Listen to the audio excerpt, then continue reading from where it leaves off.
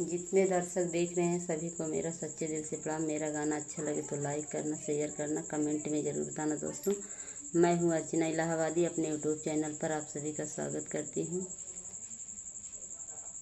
फूटेली राम की समतिया हो, बिना बपई के नैहर।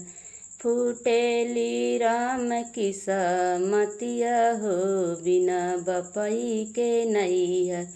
बपई जे होते तो ब्याह शादी करते, बपई जे होते तो ब्याह शादी करते। चाचा ना दी है गवनवा हो, बिना बपई के नैहर। चाचा ना दी है गवनवा हो, बिना बपई के नैहर। फूटेली राम की समतिया हो, बिना बपई के नैहर। फूटेली राम की समतिया हो, बिना बपई के नैहर। बपई जे होते तो दहेज दहेज देते, बपई जे होते तो दहेज दहेज देते। भैया ना दिहल सिकड़िया हो, बिना बपई के नैहर। भैया ना दिहल सिकड़िया हो, बिना बपई के नैहर। फूटेली राम की समतिया हो, बिना बपई के नैहर।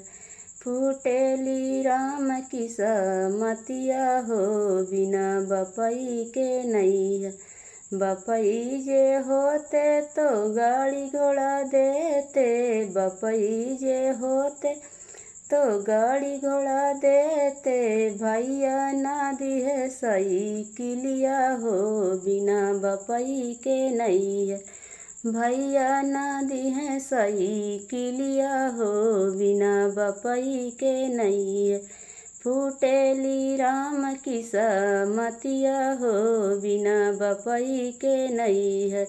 फूटेली राम की समतिया हो, बिना बपई के नैहर।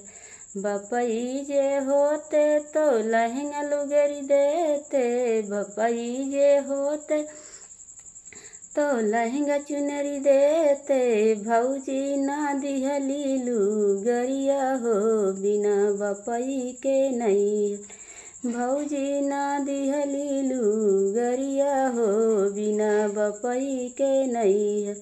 फूटेली राम की समतिया हो, बिना बपई के नैहर। फूटेली राम की समतिया हो, बिना बपई के नैहर।